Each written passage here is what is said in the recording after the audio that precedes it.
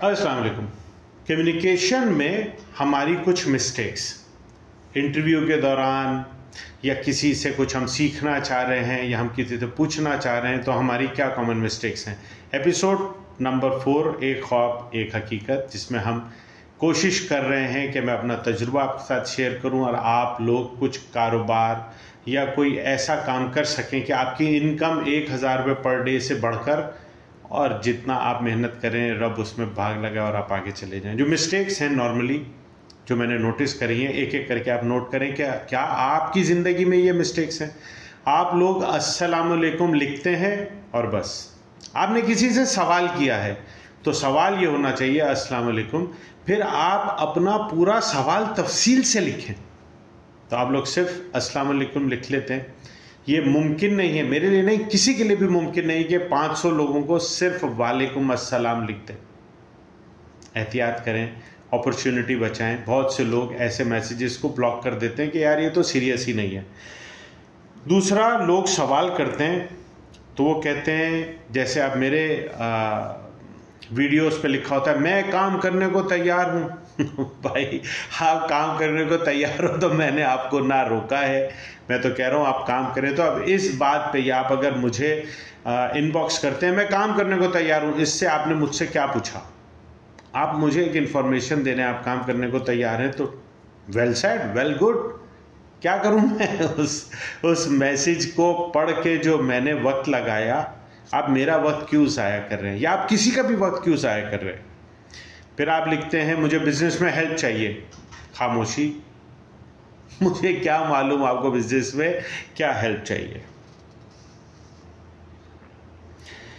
अच्छा जी, अगला सवाल है कि किसी प्रोडक्ट आइडिया पर मुझसे मशवरा लिखा है, देने वाला पूछ रहा है। अब मिसाल के तौर से एक मेरे पास सवाल आया, एक साहब ने मुझे इनबॉक्स करा कि मैं कॉटन के तौलिए, अब सिर्फ ये लिखा हुआ है कॉटन के तौलिए, क्वांटिटी 75 से 100 पीस, डेली 1100 रुपये परचेज। अब मुझे बताएं इसमें वो मुझसे क्या पूछना चाह रहा है, मैं उसकी क्या हेल्प करूं।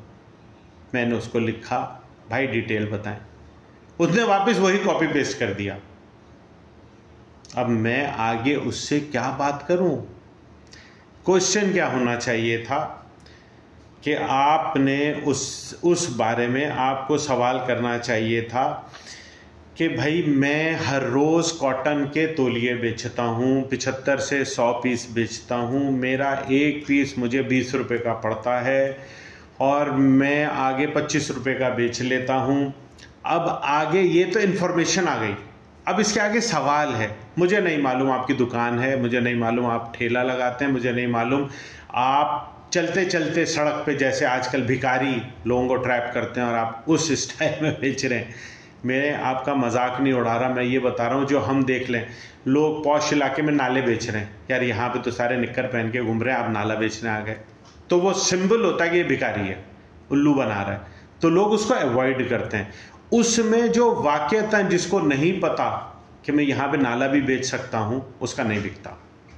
तो आपको बताना होगा कि भाई मैं कॉटन के टॉवल्स यानी कि कॉटन के तौलिए बेच रहा हूँ, 75 से 100 पीस रोज़ के बेच लेता हूँ, 20 रुपये का मुझे पड़ता है, मेरी इतने की सेल है। अब आपके जहन में क्या है, आप क्या करना चाह रहे हैं? ऑनलाइन बेचना चाह रहे हैं, मुझसे क्या मशवरा लेना चाह रहे हैं? तो पूरी डिटेल दें और साथ में अपने प्रोडक्ट की पिक्चर्स भी दें मुझे। इसी तरह एक खातून है, उनका मैसेज आया कि जी मैं कॉस्मेटिक प्रोडक्ट्स बेच रही हूँ, मैं महीने का 1-1.5 लाख कमा लेती हूँ, मुझे अब रात को ख्वाब आया कि मैं कॉस्मेटिक्स का काम बंद कर दूँ जिसमें मैं लाख रुपए कमा रही हूँ और मुझे बच्चों के गारमेंट्स इंपोर्ट करके बेचना चाहिए। अब मैं उसको क्या बोलूँ?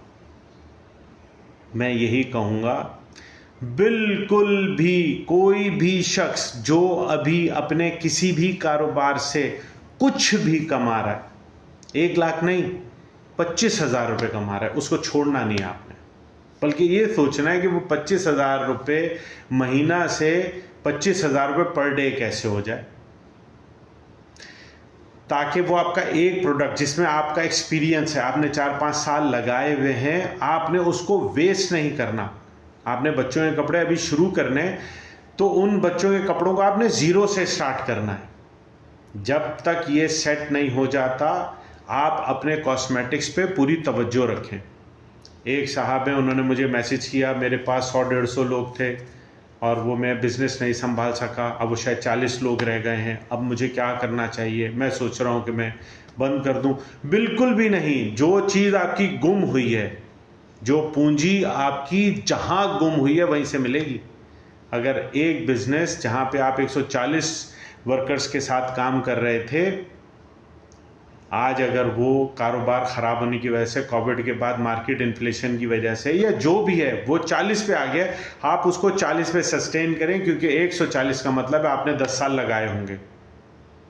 उसमें नए प्रोडक्ट्स डेवलप करें, उसको इवॉल्व करें, अपने खर्चे बचा के। आज की डेट में जो आपने पीछे जो भी वक्त और पैसा आपका इन्वेस्ट हो गया, याद रखिएगा बिजनेस में लॉस नहीं होता। आप अपनी बुक्स में लिख लेते हैं मैंने इतने पैसे इन्वेस्ट करे और इसके सामने मेरा प्रॉफिट ज़ीरो है। हम लोग क्या करते हैं, हम लॉस लिख देते हैं। लॉस कभी भी नहीं होता। वो आपने पैसे उस कारोबार में लगाए और उसके अगेंस्ट आपको प्रॉफिट नहीं हुआ। आपने 50,000 रुपये लगा दिए और वो खर्च हो गए, अब 1 रुपया भी आपकी जेब में नहीं है, कोई बात नहीं, लॉस नहीं होगा। वो आपकी इन्वेस्टमेंट हो गई, आप एक और 50,000 रुपये लगाएंगे। उस 50,000 से जब आप 50,000 कमाएंगे तो पिछले पैसे आपको वापस मिल गए, यानी आपके पास हाथ में 1 लाख आ गया। वो जो आपने इन्वेस्टमेंट करी थी वो रिकवर हो गई, वो लॉस नहीं था। इस तरह से आपके इस वक्त जो कारोबार, जो काम, चाहे छोटा सा ठिया भी लगाते हैं, उसको छोड़ना नहीं है, बल्कि बढ़ाने की कोशिश करनी है। तो फिर आपको बात समझ में ना आए, पूरा सवाल करें। आपको बात समझ में ना आए, पूरी कहानी लिख के दें, मैं पढ़ूंगा, कोशिश करूंगा आपको जवाब दूं, कोशिश करूंगा आपकी मदद करूं। क्यों? आप तरक्की करेंगे तो तरक्की पाकिस्तान करेगा। दूसरी बात याद रखें, पाकिस्तान सोने की कान है। कैसे? यहां पे तो हम कुछ भी नहीं बनाते, हम तो सुई भी बाहर से इंपोर्ट करते हैं। तो आपने यहां पे कुछ भी बना लिया तो वो बिकेगा, प्रॉफिट में बिकेगा, यकीनन बिकेगा।